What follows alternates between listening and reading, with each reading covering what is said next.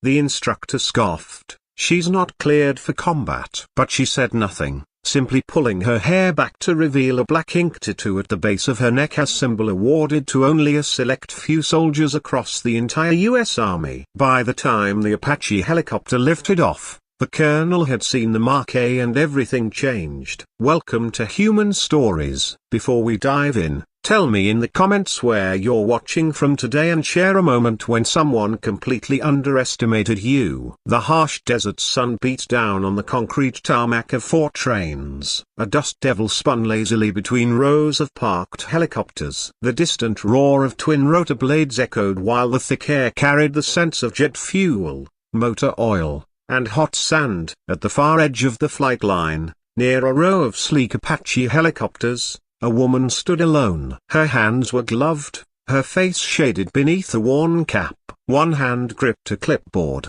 the other a wrench. Everyone called her N. To most, she was just another mechanic, a civilian contractor. Some guessed, others barely noticed her at all. She kept her hair tied up in a loose bun under her cap, wore her uniform zipped just low enough to fight the heat, and moved through hangars and workshops like a ghost, silent, focused, and unseen. Her name wasn't on any flight crew roster. Her file lacked a combat badge, and her flight hours were listed as non-operational. For those around her, the story was simple. She wasn't a pilot, not even cleared to sit inside the cockpit. That was the narrative. Most junior officers at 4 trains had no clue who she really was. They didn't ask, and they assumed she had been assigned to maintenance due to some administrative shuffle or bureaucratic favor. A few had seen her working alone on a stripped-down helicopter long after sunset. Shirt sleeves rolled up, arms smudged with grease, fingers moving with surgical precision. They might nod in respect, maybe mutter a joke about wasted talent, then keep walking. But if anyone had truly watched, they might have noticed how she moved around the Apache, not like someone maintaining it, but like someone who understood exactly what it was capable of. Inside the operations building, the air was cool and sterile. Monitors blinked with flight schedules, digital maps of training zones, and weather updates. Near the vending machines, a group of fresh flight school graduates leaned against the wall, quietly laughing. "Check this out," one muttered, nodding toward the glass door as Ren entered. "That's the girl who keeps poking around the flight sim bay. Think she's trying to be one of us?" Another chuckled, "Nah, she's maintenance, probably just cleaning the joysticks." Ren didn't glance their way. She walked past them with steady purpose and disappeared down the hallway toward the simulation hangars. The door clicked shut behind her. Inside the sim chamber, Major Grant, a senior instructor, was wrapping up a session with Lieutenant Burke, a hotshot pilot from the East Coast who hadn't failed a combat sim in 6 months. They were laughing as they reviewed footage of a mock strafing run on the monitor. Burke's Apache banked tightly through a simulated canyon, then unleashed a salvo of Hydra 70 rockets on an enemy convoy. Ren stood quietly at the edge of the room. Major Grant noticed her and asked, "Can I help you?" She nodded once, requesting sim time. Grant raised an eyebrow. "You're not on the schedule. You're not even listed as a trainee. Your record doesn't show any qualification." She said nothing, just waited calmly. Grant exchanged a glance with Burke. "What was your name again, Ren?" She offered no last name. The instructor tilted his head,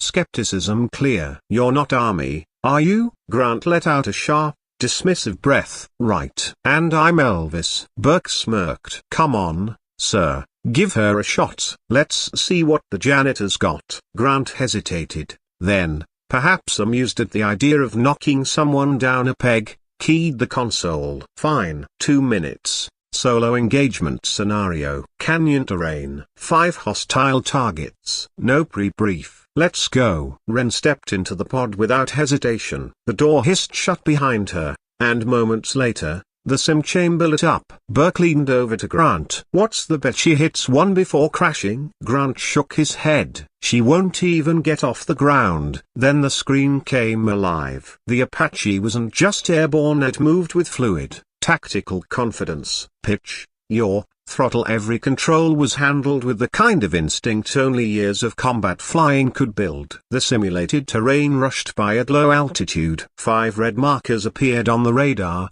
representing enemy armor units in motion. Ren adjusted altitude, shifted vector, then dropped into a narrow valley where radar signals would temporarily lose her. Grant's smile faded. "She's using terrain masking," he muttered. Burke frowned. "That's a tier 1 maneuver." "Where the hell did she learn that?" A missile locked on A and fired. Direct hit. Then a second, then the third. Each strike surgical in precision. Within 90 seconds, all 5 hostiles were wiped out. The simulation ended. The screen went dark. Silence filled the room. The pod door opened, and Ren stepped out, her expression unreadable, as if she'd just finished reviewing a checklist. Grant straightened. "Where exactly did you train?" "I didn't," she replied, walking past them toward the exit. Only after she'd left did Burke notice the faded black tattoo at the back of her neck.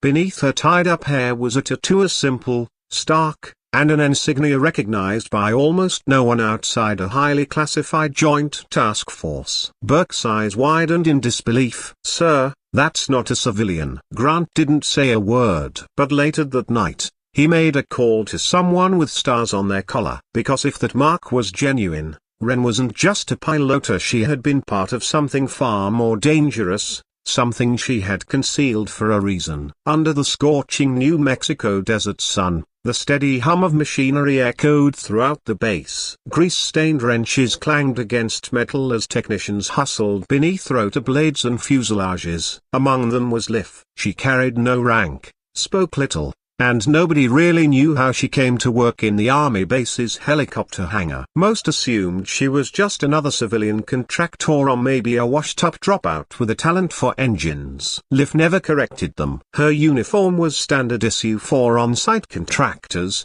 navy blue coveralls, unzipped just enough to fend off the heat. A faint scar traced along her collarbone, just visible beneath her white tank top. Her hair was pulled tight, though a few blonde strands curled loose beneath her cap.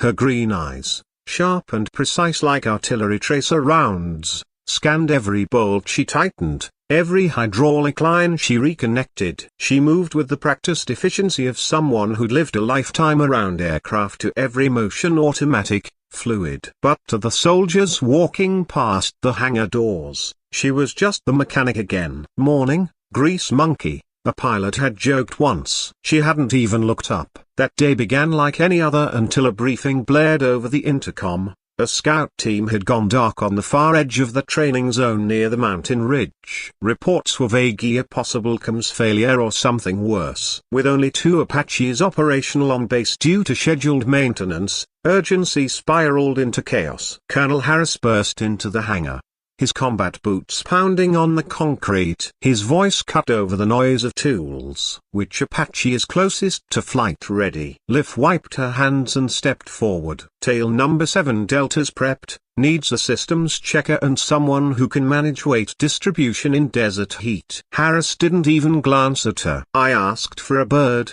not your opinion." "Where's your supervisor?" "Off base for 2 days." "I'm the senior tech on shift." "Well, you're not cleared for combat or flight." "Just make it radio. I'll get someone who can fly it." Liv didn't respond. She turned back to the helicopter and began the final systems check. Hydraulics green, weapons synced, diagnostics clear. She could hear the argument from the colonel's office. 2 warrant officers debating who had enough flight hours. One had passed out during heat acclimatization last week. The other hadn't flown an Apache outside simulators in 6 months. Liv walked to the cockpit, climbed into the pilot's seat with the ease of muscle memory, and ran through the final checklist herself. Her hand paused just on SIA when she reached the auxiliary switch panel. That's when the tattoo peeked out. It wasn't just a design. It was a symbol, a subtle, stylized, inked into the side of her neck like a whisper from the past. A ghostly dagger nestled between 2 rotor blades. Anyone who had served in Black Ops aviation would recognize it. And that's exactly what happened. Staff Sergeant Booth,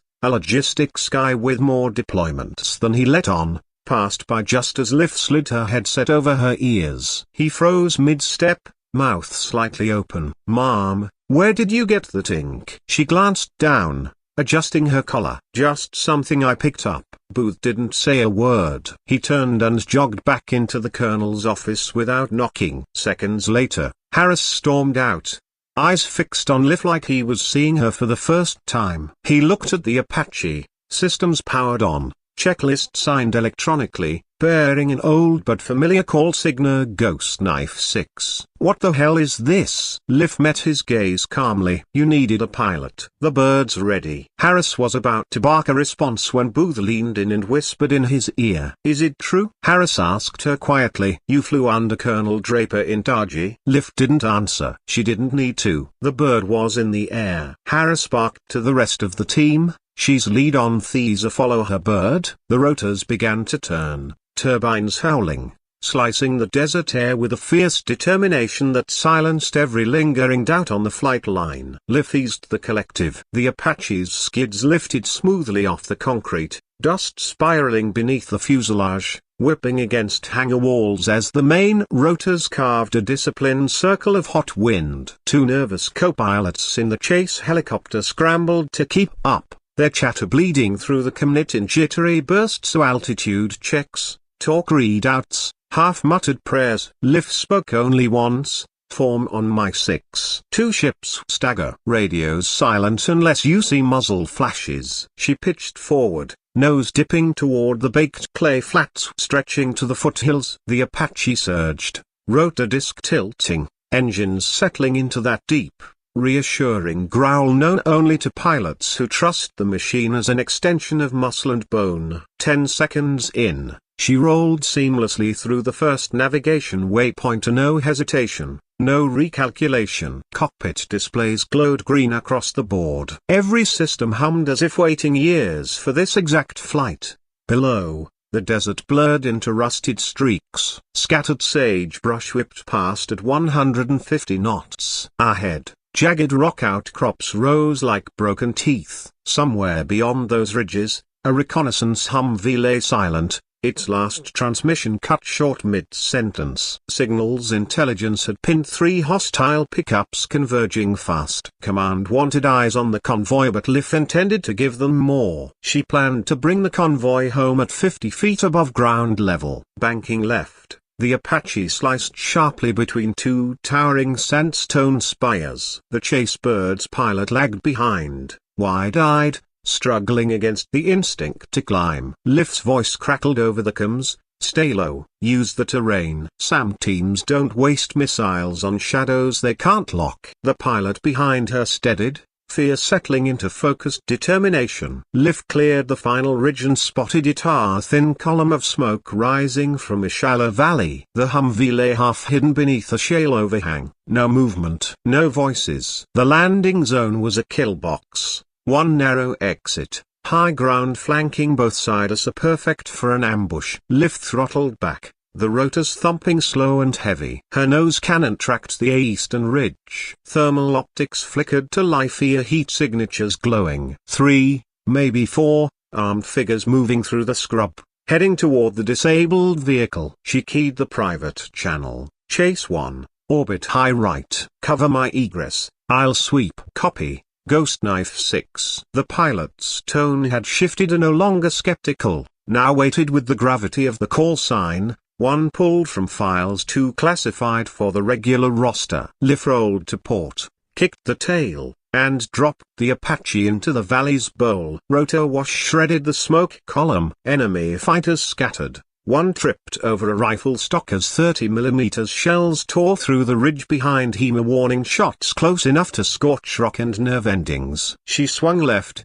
cannon barking short, surgical bursts that collapsed shale ledges and sent 2 combatants sprinting for cover. They wouldn't make it. "Team Havoc, radio check." Her voice cut through the wide band. A raspy reply answered instantly, "Wounded but alive." "Copy. Ghost Knife 2 Kia, 1 walking wounded. Can't move. Tires shredded. Sit tight." Liv flared the Apache back into a hover, wheels mere breaths above the ground. Side door open, Her crew chief sprinted to the Humvee. Under the deafening storm of rotors, Lif's eyes never left the thermal scope. 2 remaining hostiles scrambled for a technical at the valley's mouth, swinging a machine gun into position. She pivoted the cannon, squeezed 3 bursts so the engine block erupted. The gunner vanished in a bloom of dust and flame. 30 seconds later, her crew chief's voice cracked over the comms. Package on board. Pop smoke. A purple haze blossomed downwind. Lif raised the collective. The Apache clawed upward,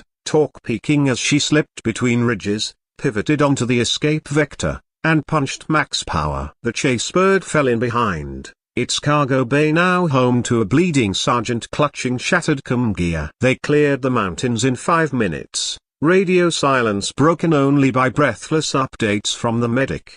Behind them, a single plume of dark smoke marked the ambush site. Enemy transport cooking off under the afternoon sun. Ahead, 4 trains shimmered like a mirage. Lif throttled back, letting the chase helicopter overtake and land first. Medics were already sprinting across the pad. She circled once, rolled into final approach, and set the Apache down as soft as a whisper. Engines spooled to idle, dust settled. A crowd gathered of mechanics, flight officers, even grizzled infantrymen who rarely left the barracks. Colonel Harris pushed through, helmet tucked under one arm, face unreadable. Lif unstrapped and descended the ladder, boots thudding decisively on the tarmac. Harris stopped 2 paces short. For a heartbeat, neither spoke. Then his gaze fixed on her neck at the faint edge of the dagger and rotor tattoo, now streaked with sweat and desert grit. His jaw unclenched. I flew with a ghost knife once,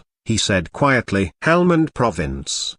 2009. They saved my platoon. Lif met his eyes. That pilot taught me everything I know. Harris nodded slowly, a measured gesture of respect. Around them, murmurs swelled. Rumors cemented into certainty. The mechanic was no mechanic. The quiet woman was no longer anonymous. She had flown into a live engagement, extracted a pinned-down unit, and brought everyone home without a single friendly casualty. She'd done it in an aircraft some on base considered obsolete and under a call sign thought buried beneath layers of black ink redactions. Harris drew a breath, his voice carrying across the hushed crowd. From this moment, Captain Reynolds is reinstated to flight status and assigned lead on Apache operations. Anyone with objections can take it up with me. His gaze swept the onlookers. No one spoke. Lif exhaled, the weight of years easing off her shoulders. She glanced at the Apache, a dusty, scarred, still humming with residual heat. Reaching up, she ran a gloved hand along the fuselage. The machine had given her wings again. She'd given it purpose.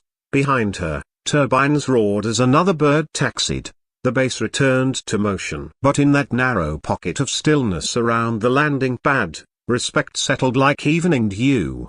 The doubters had seen enough. The silence now carried a different tone, one of acknowledgement, even gratitude. Lif turned toward the hangar, flight helmet under her arm, ready for debrief, ready for whatever mission came next. She didn't smile. She didn't need to. The sky was open again, and everyone on base understood one simple truth: skill doesn't fade, and legends never stay grounded for long. It started with a question of the kind you ask without thinking. "Ma'am," Corporal Diaz said, jogging up as Lif was halfway back to her hangar. "How did you know the vibration frequency just from hearing it?" Lif turned slowly, her green eyes locking onto Diaz for a moment, as if calculating something. "It's not just hearing," she said softly. "It's familiarity." Diaz chuckled lightly. "You sure you weren't military once?" She didn't laugh back, didn't say a word, just tapped the wrench in her hand twice against her thigh. Back inside the hangar,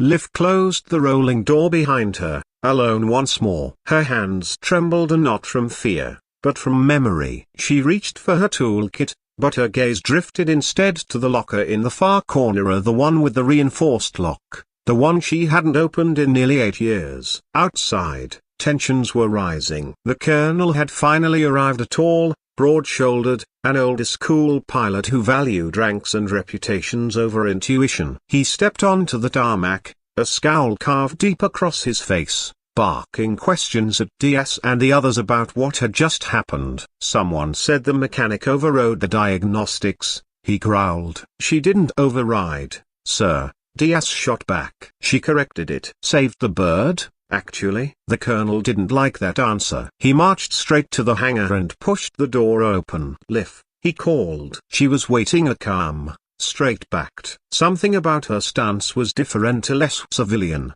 more something else. Sir, she said flatly, I heard you disarmed the lockout. Who authorized that? I did. You don't have that authority. Liv paused, then stepped forward, stopping just short of him. Her voice was low, calm, controlled. Your checklist would have cooked the turbine. Ask your tech chief if you don't believe me. The colonel looked stunned. Excuse me? I wrote that checklist 12 years ago. She stepped aside and picked up a sealed folder. Worn corners, folded edges, but the cover still bore the faded insignia of a classified ops division along inactive. She handed it to him. Inside were her original D-214 honorable discharge papers, a pilot designation cleared for black zone operations, and a second document, a redacted record from a CIA contractor program. The colonel's mouth parted slightly as he scanned the pages. Your ghost pilot. K-93. She nodded once. That's not possible. K-93 vanished in 2017. Liv lifted the edge of her shirt collar. A small tattoo sat just below the curve of her neck, a stylized raven with folded wings. A line of binary code beneath it. The colonel stepped back. Outside the hangar, a few technicians had begun to gather. Word was spreading fast. DS was the first to step forward. Sir, we looked her up. Her name's not in any public military database. Of course not, the colonel muttered. She wasn't supposed to exist. He turned back to Liv. Why are you here? Liv exhaled slowly. Because someone has to keep these birds flying. And I thought I could do it quietly. The colonel shook his head. After what you did in Kandahar. In Seoul.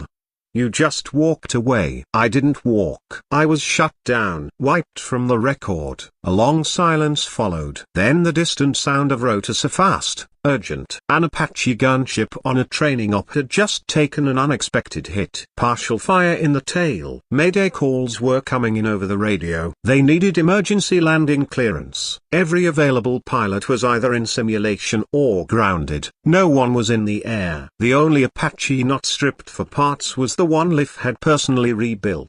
She looked at the colonel. Let me fly it. He hesitated. You're not cleared. She stepped forward. Neither is that bird. But I'm the only one who knows how she breathes. The colonel stared at her for a beat. Then he handed her the helmet. The hangar doors opened again. For the first time in nearly a decade, Ghost pilot K-93 walked toward the Apache she had practically rebuilt from Memoria while the entire base watched in silence. The next moment would change everything. The desert air burned hot as the engines idled low behind her, rotors slicing the silence like a heartbeat refusing to stop. Captain Jensen stood frozen near the hangar, mouth slightly open, radio still in hand, utterly forgotten. What had just happened defied every regulation, every protocol, every assumption he'd ever held about the quiet mechanic named Eden Vale. She stepped down from the cockpit slowly and not arrogantly, not with swagger or just purposefully, like she'd walked this path 100 times before,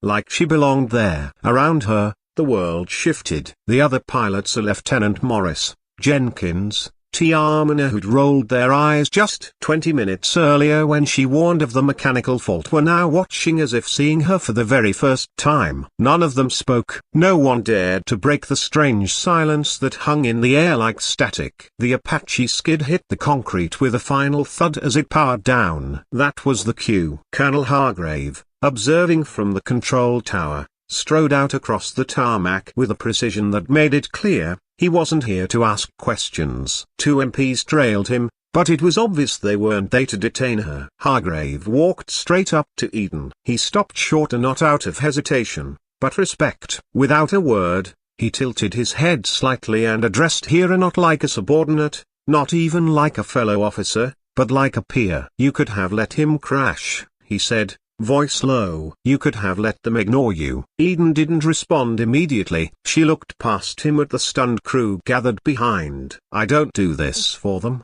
she said quietly. I do it for the ones who need me to do it. He would have died out there. I wasn't going to watch that happen again. Again? The colonel asked, his hand rising slowly to brush back her hair. For a brief second, her neck was exposed, and there it was, the unmistakable ink of the ghosts of Anaconda, peeking out from beneath her grease-stained collar. A unit long believed disbanded. Classified. Buried. Eden didn't flinch. The colonel blinked once, then took a step back. You flew with the 109th, he muttered. They said the whole unit was lost, she finished quietly. They were. Except me. Behind them, someone whispered. Ghost of Anaconda. That was the moment everything shifted. The atmosphere cracked like a pressure valve releasing after a sealed chamber had finally been breached. The silence shattered into murmurs, some filled with awe, some with apology, others with disbelief. Captain Jensen looked as if he'd just been court-martialed without trial, his face drained of color, his posture rigid, his pride shattered. Is it true? Someone asked. You took down a convoy and a cobble with no radar, no escort. Eden didn't answer. She didn't need to. The colonel raised a hand, silencing the crowd. Captain Jensen, he barked. The man stiffened. Effective immediately, you're relieved of command pending review. The reaction was instantaneous. No sound, no protest. The ground crew dispersed quietly, like the tide receding after a storm. Eden turned to walk back toward the hangar, but Hargrave wasn't finished. Vale, he called. She paused. He hesitated, then said it. We need pilots. Real ones. The kind that don't crack under pressure. You're wasted under a wrench. She looked at him, eyes fierce. I don't fly for glory, sir. You don't have to, he replied. Just fly. They need you. Eden turned back toward the hangar. She didn't answer, but she didn't say no either. Weeks later, the base had settled back into its rhythm, but something in its heartbeat had changed. A new name echoed in the hangars, passed between recruits like a myth come to life. It wasn't Eden Vale. It was Echo. That was the call sign the Pentagon had reinstated, a name that once appeared buried in after-action reports, in redacted footnotes and whispered acknowledgments from men who owed their lives to someone no one could name. She had been erased. Now, she was legend. She didn't ask for ceremonies. She didn't wear the new wings they gave her. She barely even showed up at morning briefings unless she had something important to say. But no one questioned her anymore, because when she spoke, everyone listened. The tattoo on her neck, once hidden beneath grease and hair, was now always visible. Not because she needed to prove anything, because she no longer had to hide. That was the difference. She hadn't changed yet, they had. One morning, a group of fresh pilots gathered outside the simulator building. Loud, cocky, full of stories they hadn't yet earned. One of them, a young lieutenant named Corwin, turned to Eden as she passed by with her clipboard and grease-streaked sleeves. He didn't recognize her. You here to clean the vents, ma'am? He smirked. She stopped for just a second, looked at him with no sarcasm, no anger, or just that steady, unblinking calm she'd always carried. Then she said 4 words, see you in airspace. By the time Corwin entered the simulator 20 minutes later, his laughter had faded. When he saw the name Echo 1 pop up on the combat roster beside his, he didn't speak again for the entire session, because in the simulation, he never made it past phase 2. Eden did the impossible again. A kill ratio never seen before. Maneuvers that shouldn't have been possible in confined airspace. A perfect extraction under live-fire simulation. And she did it with one engine compromised. Outside, as he exited the building pale and quiet, Eden passed by once more, tossing a rag over her shoulder. She didn't say anything. She didn't have to. But the old colonel was there, leaning against the railing, coffee in hand. Next time you see a mechanic, he said quietly to Corwin,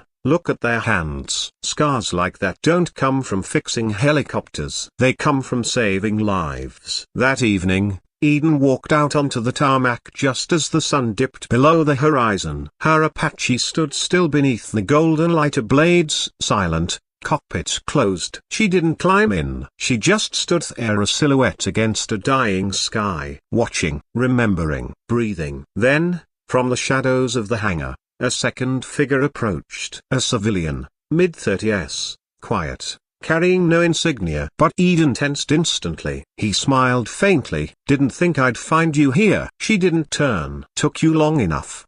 Wasn't sure you were real until I saw the report." She exhaled slowly. "I thought you died in Kandahar." He stepped forward. "I almost did. You got me out." Now she turned just enough to meet his eyes. Hers shimmered in the twilight. "You saved me," he added. "Now I work for the ones who almost forgot you. I made sure they won't forget again." She looked away toward the distant line of jets parked under floodlights. "You still fly, Eden?" "Only when I have to," she said. Then, after a pause which means always, he didn't ask anything more. He just nodded and walked away. Eden remained alone on that strip of burning concrete under the slow blink of the tower beacon. Not because she had something to prove, but because someone might need her. And when they did, she'd be ready.